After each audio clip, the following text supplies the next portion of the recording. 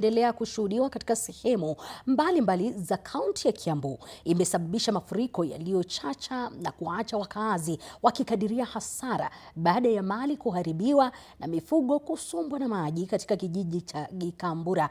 Mafuriko yaliingia katika nyumba moja usiku wa kuamkia leo na kusababisha vifo kwa baadhi ya mifugo.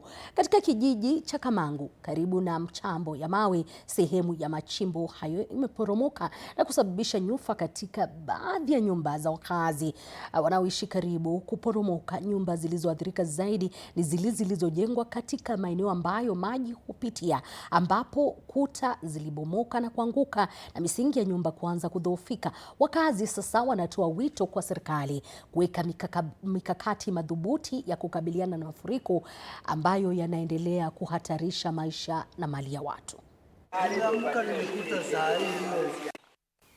Mvua ilinyesha mingi sana jana, ikabomoa na hesabu hasara ya ukuta, vitu za nyumba, viti, vitanda, hiyo kitu yote kwa nyumba. Alafu nilikuwa na vibaraga 150, sasa wote waliaga maji kazi, na tukakuja na tukanunua, hatukujua kuna flood.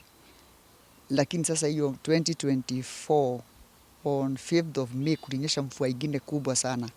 Pia ikabomoa hii ukuta tukajenga tena, lakini wakati hatukuwa tumeingia. Ilinyesha hiyo wakati ikabomoa ukuta tukajenga upya, lakini kutoka hapa sasa ya jana ndio ilikuwa mingi kabisa. Wakati tulijenga hapa ni kama tulifugilia maji. Maji yale inakuja inazama huko kwa shamba ile iko juu, na ikipata wakati kana pahali pa kuingilia inaigia na kuingia ina flood kwa nyumba hizi zote, and especially hapa kwetu kwa sababu tuko chini kidogo. Wakati wa usiku hakukuwa na yeyote ambaye alikuwa kwa kazini wakati huo. Kwa hivyo wakati tulifika hapa asubuhi ndivyo tulikuta mawe ikiwa imeanguka.